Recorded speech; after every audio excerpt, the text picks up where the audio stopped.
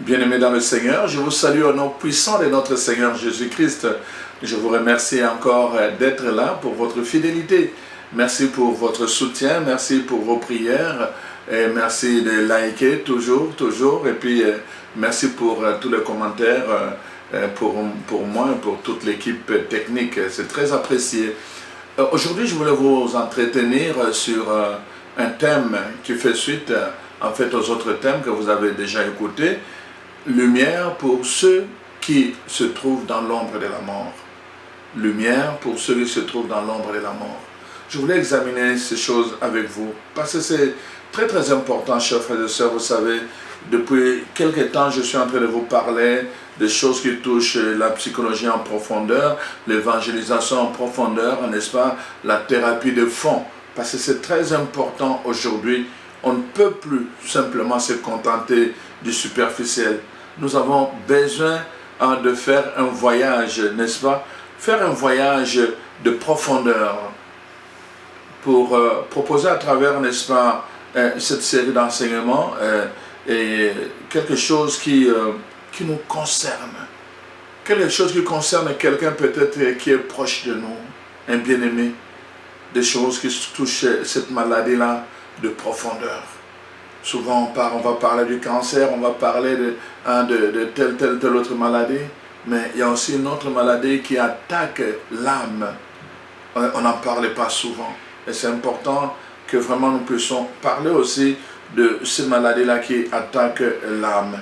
Voilà, donc oser revisiter les aspects de notre vie profonde, vraiment pour moi c'est vraiment aller toucher à ce qui a été négligé pendant longtemps. Et dans notre vie, il y a des domaines comme ça que nous-mêmes nous avons négligés à cause de nous-mêmes ou parfois à cause de la culture, parce qu'il y a des interdits, parce qu'il y a des choses qu'on ne peut pas dire, qu'on ne peut pas faire. On a négligé ça consciemment ou inconsciemment et on les a laissés pousser comme des herbes sauvages. Et ils sont devenus pour nous toxiques. Quand le sauvage entre dans le pot, c'est l'enseignement que je donnerai une autre fois, il entraîne la mort, il devient toxique. Voilà pourquoi, chers frères et sœurs, nous avons besoin vraiment de rechercher notre bonheur en Dieu, mais surtout de coopérer à ce que Dieu lui-même est en train, n'est-ce pas, de nous accorder. Alors donc, mon souci, c'est celui-là. Donc, voilà pourquoi je vais vous parler de quelque chose. Quel est le problème en fait que je vais soulever ici? C'est que pour comprendre l'être humain, nous devons aller en profondeur. Les philosophes parlent souvent de l'être humain en termes de mystère. Ils disent l'être humain c'est un mystère. Oui, c'est vrai. L'homme c'est un mystère. Tout ce que nous savons de lui, c'est simplement comme la pointe de l'iceberg. Vous avez vu, on a vu dernièrement, je ne sais pas quelle année aux États-Unis, un chauffeur d'autobus que tout le monde admirait. Il était toujours là quand il y avait des activités sociales. Il venait de donner son coup de main. Il était un bénévole par-ci, par-là. Et puis après quelque temps, on apprend à la télévision que cet homme-là avait gardé pendant des années des jeunes filles qu'il enfermait dans le sous-sol et qu'il séquestrait. Pendant des années, jusqu'à ce qu'une a réussi à se sauver et venait révéler. Tout le monde, quand on leur parlait de cet homme qui voyait à la télévision, ils disaient c'est pas possible, c'est pas possible, c'est pas ce qu'on a connu de lui. Oui, parce que l'être humain est un mystère. Et ça, parfois, ça arrive autour de nous, comme ça, des gens que nous connaissons différemment, et nous allons apprendre qu'ils ont fait ceci, ils ont fait cela. C'est très très important. Et les philosophes appellent l'être humain un mystère, parce qu'il y a cette partie cachée au-dedans de chacun de nous.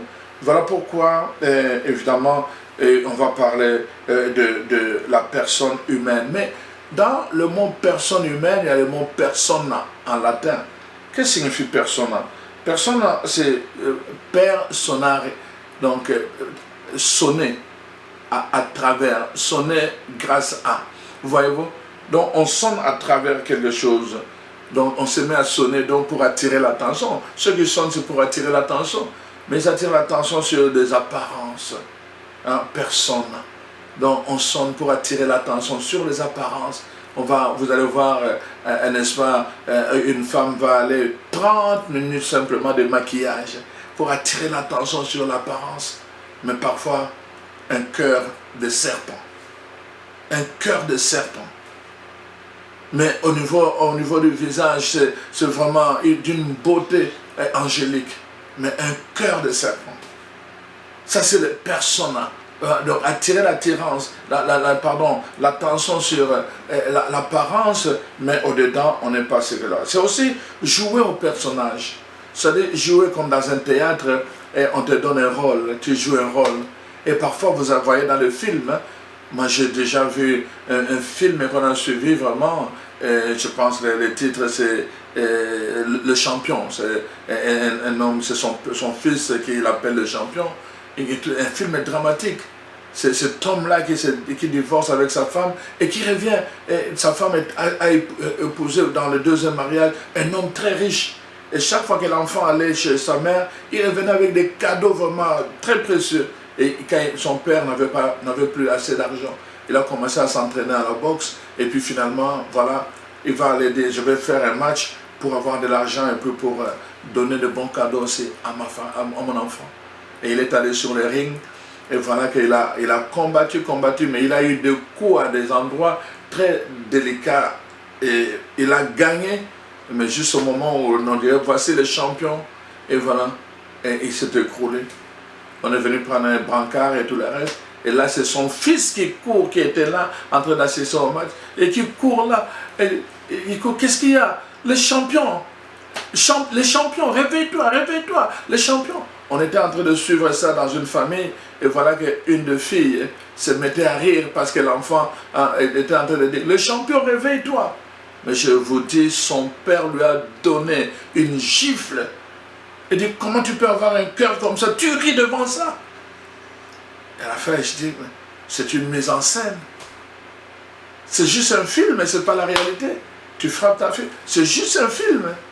Qui n'a jamais pleuré parfois devant des films dramatiques. Et tu te mets à pleurer. Alors que c'est un film. C'est ça, en fait, que jouer au rôle. On va jouer un personnage. On n'est pas. On pense qu'on est prophète, on pense qu'on est, on est gourou, on pense qu'on est ceci, on pense qu'on est Jésus. On va jouer à ce personnage-là. On a vu dernièrement un Américain qui est allé en Afrique, là, qui se présentait comme Jésus qui est revenu de Jésus de retour. Et qui commençait à donner des enseignements pour faire des miracles. On entre dans le personnage de quelqu'un d'autre. Et quand on ne fait pas attention, dans le film, on vous demande de devenir un avec les personnages. Mais malheureusement, parfois, il y a des gens dans la vie réelle qui restent comme ça et qui pensent qu'ils n'ont plus de distance entre le rôle et puis la réalité. Et ils pensent que c'est ce qu'ils sont en train de jouer vrai. Voyez-vous? Alors donc, c'est important, personne n'a se jouer ce rôle. Personne n'a se porter un masque. On porte un masque. C'est ça le drame. C'est qu'il y a un masque que nous portons. Quand je me lève le matin, je vais me laver, je suis nu, et puis là, avant de sortir, je dois porter les habits, je dois me masquer. Et c'est comme ça, il y a des gens qui vont, n'est-ce pas, qui n'aiment pas leurs cheveux, ils vont se masquer, ils vont ajouter d'autres cheveux. D'autres qui n'ont pas de cheveux, ils vont se masquer en ajoutant une toupette. Donc, il y a tout le temps, on est toujours en train de se masquer, on porte un masque. C'est toute la dimension du moi social qui est mis en jeu ici, que la personne idéalise. C'est pour la société. On porte un masque pour bien paraître en société. Pour bien paraître. Il y a une jeune fille qui disait, n'est-ce pas, pendant tout ce temps, je mentais à mes amis, à tout le monde. Pourquoi? Parce que je voulais plaire à mes parents et je voulais plaire à mes amis. Il mentait à ses parents, il mentait à tout le monde parce qu'il voulait plaire. On joue un jeu, on porte des masques. Pourquoi? Parce que la personne idéalise le social, n'est-ce pas? Donc voilà. En effet, le mode par lequel chacun s'adapte au réel, prend sa source en société, en famille.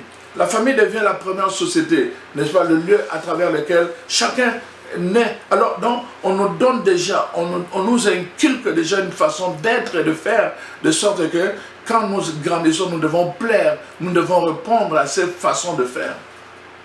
Et alors, on joue à ça, on joue à ça.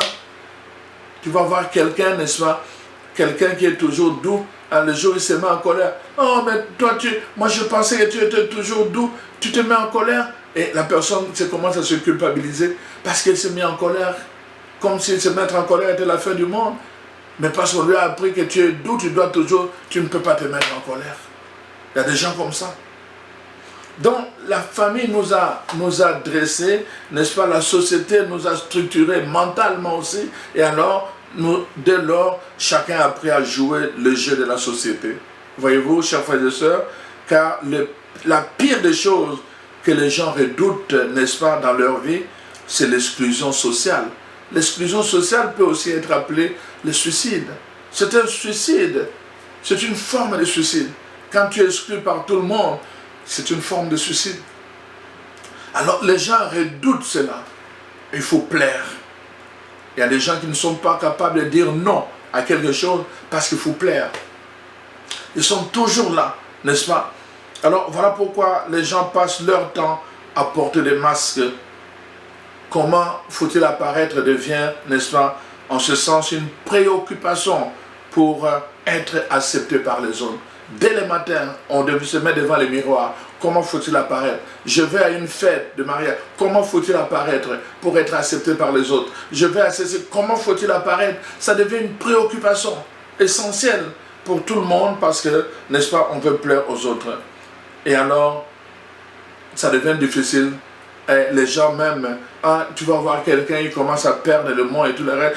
J'ai peur de perdre la mémoire parce que je vais devenir, n'est-ce pas, on devient anxieux parce qu'on commence à oublier certains mots.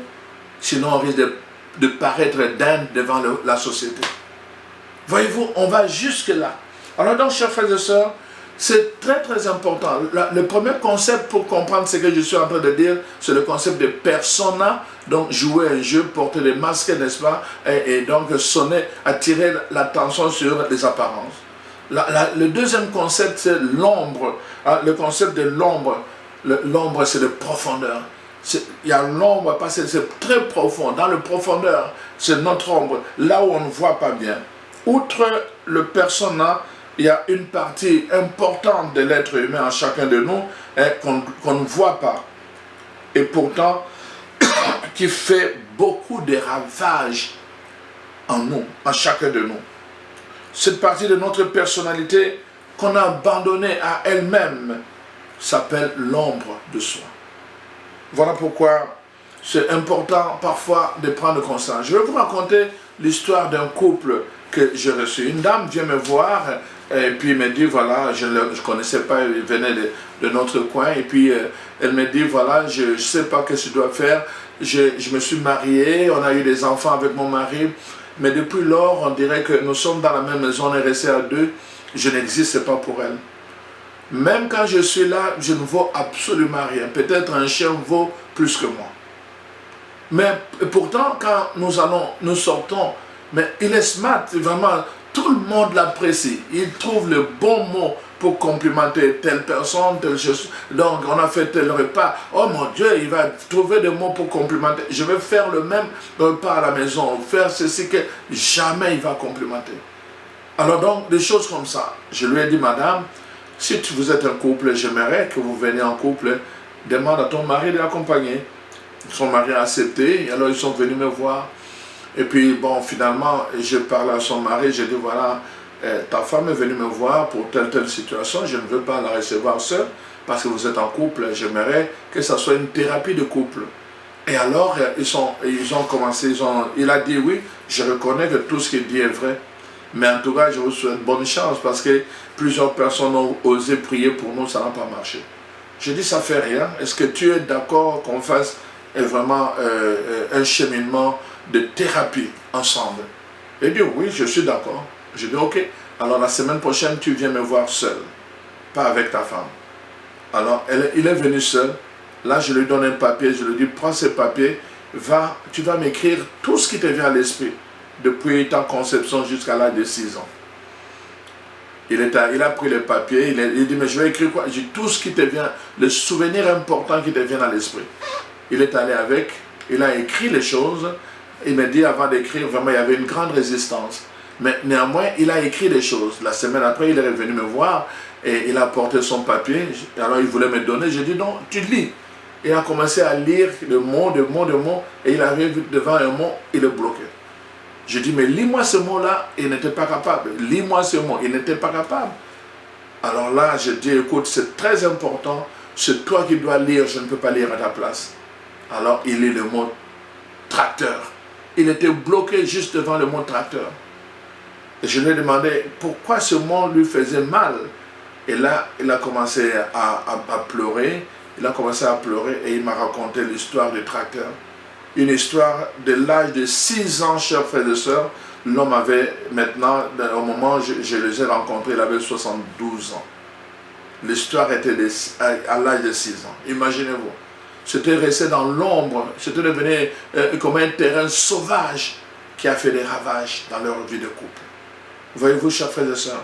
Alors, il m'a dit justement, l'histoire du tracteur, c'est qu'à un moment donné, son père avait une ferme, et puis il allait aider son père, et puis à un moment donné, un jour, son père l'a mis sur le tracteur, ils ont été chercher le foin, et puis au retour, son père a abusé de lui sur le tracteur qui était en marche, dans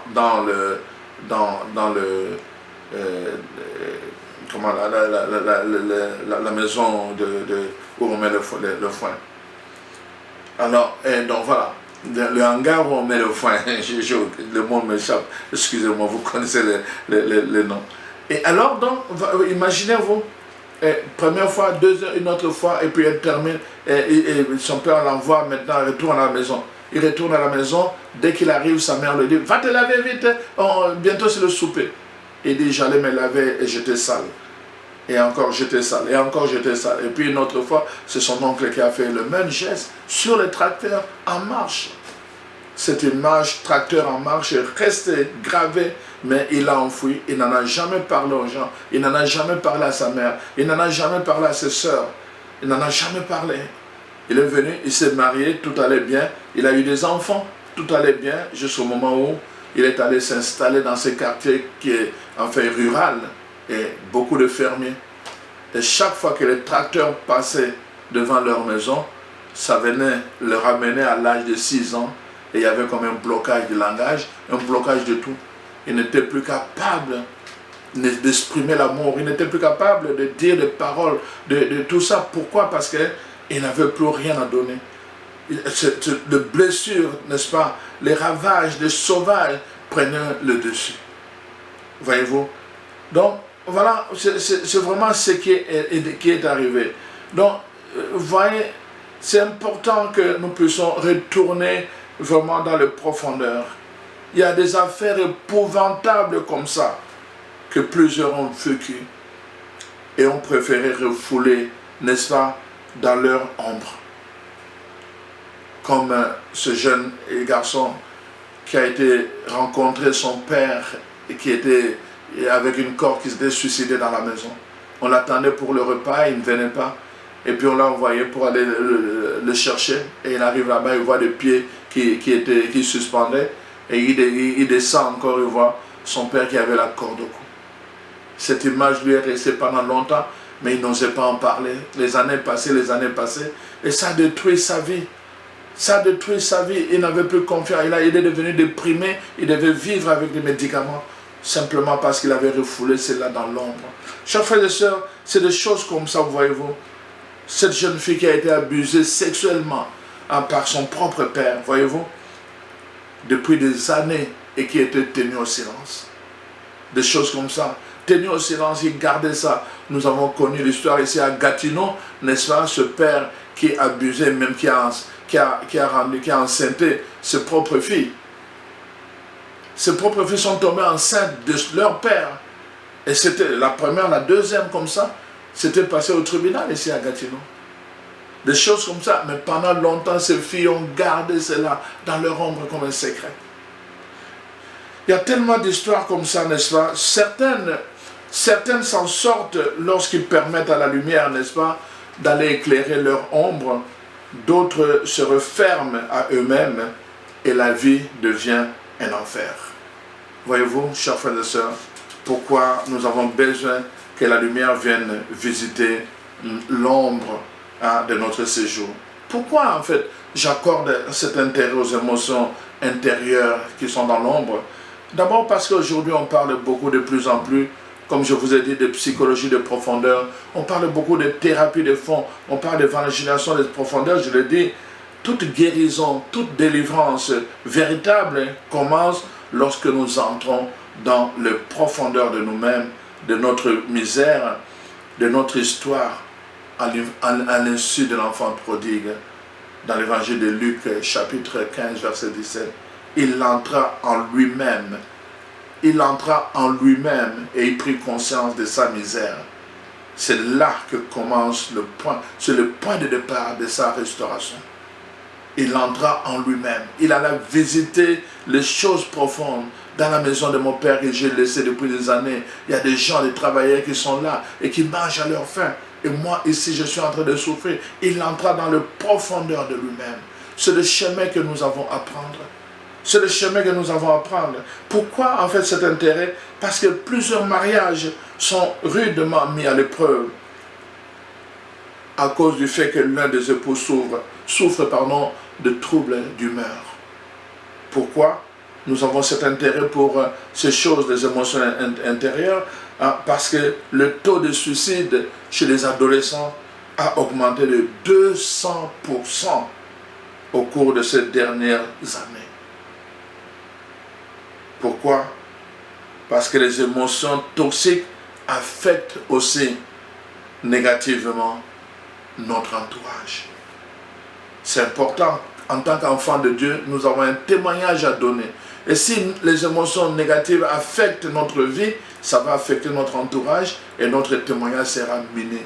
C'est pour cela que nous devons aussi le considérer. Donc, tant que les attitudes profondes sont déséquilibrées par des émotions négatives, et tant qu'elles ne sont pas soignées, prises en charge, même si nous sommes chrétiens, nous aurons beaucoup de misère à lire la Bible, à prier, à adorer, n'est-ce pas?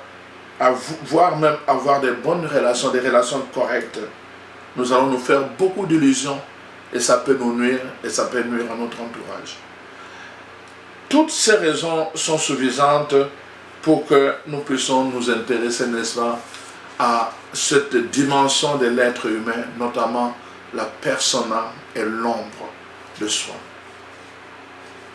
La Bible nous dit, Jésus est venu nous donner la vie en abondance, mais pour que nous puissions, n'est-ce pas, en jouir, il faut que l'âme et l'esprit, n'est-ce pas, soient en santé. Il faut être en bonne santé au niveau du corps, de l'âme et de l'esprit. Si donc nos émotions sont endommagées, chers frères et sœurs, nous ne pourrons fonctionner adéquatement. Notre vie sera comme une maison bâtie sur le sable. Elle finira par s'écrouler dans la dépression. Avez-vous déjà connu des personnes pleines de talents exceptionnels, mais qui malheureusement, passent leur vie à lutter sans jamais atteindre leur potentiel à cause justement de ces émotions négatives? Car voici les caractéristiques d'une personne déprimée. C'est important de faire attention à cela. Et qui sont un obstacle au plein épanouissement. Ils ont de longues périodes de tristesse non justifiée, un épuisement accablant, des soucis persistants, incontrôlables et désagréables. L'anxiété comme mode permanent de pensée. Ils ont des angoisses et de peurs intenses. Ils ont des pleurs fréquents et parfois injustifiés. Ils ont des pertes de sommeil, des comportements impulsifs et ils ont une personnalité assombrie et parfois même une double personnalité. toutes ces souffrances inutiles peuvent être évitées. Et pour certaines personnes, malheureusement, ça peut durer toute leur vie et perturber toutes les relations. Car non seulement la personne doit faire face à sa maladie, mais il lui faut également affronter le mépris, le regard des gens, le regard réprobant de la société. C'est ainsi que plusieurs personnes ne veulent pas l'admettre ni recourir, n'est-ce pas, à l'aide. Alors c'est important, chers frères et sœurs, permettre à la lumière de descendre dans nos enfers intérieurs, de visiter l'ombre de la mort, c'est-à-dire des choses qui nous tiennent comme dans la mort, nous sommes comme morts dans cette ombre-là parce qu'il n'y a pas de vie. Lorsque la lumière de Christ pénètre la profondeur de nos émotions, elle s'établit pour faire son œuvre de vérité en nous. Elle nous restaure, elle nous guérit pour assumer ou assurer et vivre ces grands mouvements de fond. Et, n'est-ce pas, sachant qu'ils ne pourront plus nous engloutir, nous désespérer, nous submerger. Quand la lumière descend en nous, cette lumière nous restaure, cette lumière nous guérit, alors, n'est-ce pas, nous savons que ces mouvements de son ne peuvent plus nous attaquer. Ce mouvement de fond, n'est-ce pas, qu'on appelle les émotions négatives, ne peuvent plus nous sombrer dans les désespoirs, nous submerger, ni nous engloutir. Dans Isaïe 43, versets 2 à 5, la parole de Dieu dit « Si tu passes à travers les eaux, je serai avec toi. Le fleuve, ils ne te submergeront pas. Si tu marches au milieu du feu, tu ne seras pas brûlé. Ne crains pas, car je suis avec toi. » Quand la lumière vient dans l'ombre de nos ténèbres, l'ombre de la mort, nous avons cette assurance-là, que l'ombre de la mort ne peut plus nous contenir. Que le puissant de la mort ne peut plus, n'est-ce pas, nous submerger. Nous avons besoin de permettre à cette lumière d'entrer au-dedans de nous. Jésus descend dans nos enfers intérieurs afin d'œuvrer mystérieusement au cœur de notre mal. Ce qui nous fait mal, ce qui est la cause principale de notre blessure, la cause principale de nos tourments. Jésus descend. Quand bien même la souffrance sera là, cependant, elle ne pourra plus nous détruire. Elle ne pourra plus nous détruire. La violence se transformera en une force créatrice. Nous allons l'orienter vers quelque chose de beau. La peur va se fondre progressivement dans la confiance. Là où il y avait la peur, va surgir la confiance. Voyez-vous, chers frères et sœurs, la seule condition, nous devons accueillir cette lumière. Nous devons accueillir cette lumière qui vient pour nous illuminer. Dans Apocalypse 3, verset 20, la parole de Dieu dit « Je me tiens devant la porte et je frappe. Si quelqu'un m'ouvre, j'entrerai et je ferai toutes choses nouvelles. » Jésus vient pour nous recréer. Il vient, n'est-ce pas, pour nous guérir. Mais nous devons lui ouvrir la porte. Nous devons lui ouvrir la porte, chers frères et sœurs. Et c'est vraiment la beauté de cette lumière qui vient à nous. Et la parole de Dieu nous dit, cette lumière porte un nom. Cette lumière s'appelle Jésus-Christ. Il est venu comme la lumière pour éclairer tout être en marchant dans ce monde. Quand la lumière vient, il nous permet de voir les obstacles. Quand la lumière vient, il nous permet de voir que ce chemin est rempli de boue et que nous ne devons pas l'emprunter. Quand la lumière vient, il nous fait voir que ce chemin est rempli d'épines, que ça peut nous blesser, de ronces. Et alors nous l'évitons. La lumière vient nous permettre de prendre conscience. La première chose, quand la lumière arrive, ça nous permet d'abord de constater quelle est notre situation. Où sommes-nous? Ça nous permet de constater l'état où nous sommes. Et deuxièmement, ça nous permet maintenant de trouver un chemin. La lumière fraye un chemin de sortie. La lumière est là pour te dire tu peux sortir. Mais c'est toi qui dois décider de sortir. La lumière est là pour te dire tu peux sortir. Mais c'est toi qui dois décider de sortir. C'est toi qui dois décider de sortir, chers frères et sœurs. Voilà pourquoi la lumière vient te visiter. Quelle que soit l'ombre qui te mène à la mort, il y a encore de l'espoir. Parce qu'il y a une lumière qui s'appelle Jésus-Christ. Tu peux t'accrocher à Jésus. Tu peux accueillir Jésus. Et tu peux l'inviter dans ta vie. Comme dans les prières que nous avons faites auparavant. Invite-le dans ta vie. Invite Jésus. Dis, Seigneur Jésus, pendant longtemps j'ai lutté seul. J'ai voulu résoudre mes problèmes seul. Parce que je voulais plaire à la société. Je voulais plaire aux autres. Mais je n'ai jamais pensé à prendre du temps pour moi-même. Les gens peuvent avoir tout ce que j'ai, mais ils ne peuvent pas être ce que je suis. Aujourd'hui, je prends conscience que je suis unique. Pas seulement par rapport à moi-même, mais aussi devant toi. Aussi, je demande, Seigneur Jésus, je te donne la permission d'entrer en moi. Tiens-moi par la main pour que je sois attaché à toi et que je prenne la décision de sortir avec toi. Que ta lumière, Seigneur, fraye ce chemin pour moi, pour que je ne puisse pas rester enfermé, Seigneur, dans l'ombre de la mort. Parce que ta lumière est venue me dire qu'il y a une vie que je peux vivre autrement. Une vie de bonheur que je peux accueillir, une vie de joie que je peux accueillir, une vie de pardon que je peux accueillir, une vie de prospérité que je peux accueillir, une vie équilibrée que je peux accueillir, une vie d'élévation qui m'attend. Il y a encore une possibilité de continuer à vivre parce que ta lumière est venue me visiter. Seigneur, je te prie, ne m'abandonne pas. Tu as donné l'assurance d'être avec moi dans les eaux, dans le feu. Alors Seigneur, quel que soit ce qui m'a submergé dans l'ombre de la mort, je confesse ton nom, Seigneur. Je déclare que tu es mon Seigneur. Je déclare que tu es mon Sauveur. Oh Seigneur, que là où les ténèbres ont envahi ma vie, que la lumière vienne de nouveau, Seigneur. Que là où j'ai eu la peur et le doute à cause du regard des gens, à cause de ce que les gens, qu'en dira-t-on, Seigneur, que je puisse développer une nouvelle confiance en toi d'abord et que je puisse me redécouvrir dans mon identité par rapport à toi. Tu m'aimes, non pas à cause de ce que je fais, tu m'aimes à cause de ce que je suis avec toi et en toi. Seigneur, donne-moi d'établir cette relation avec toi pour que rien ne puisse me branler de nouveau. Ni, Seigneur, le plaisir de ce monde, ni les relations, les amis et tout le reste, ni les regards des autres, Seigneur, mais que seul ton regard, que seule ta présence, que seul ton cœur soit ma préoccupation de tous les jours. Je te bénis, je te loue, je te glorifie pour ce que tu es, le sauveur de ma vie. Amen. Ouvre ton cœur maintenant, que le Seigneur entre. Tu lui as donné la permission à travers cette prière. Maintenant, commence à déclarer, commence à parler positivement de toi.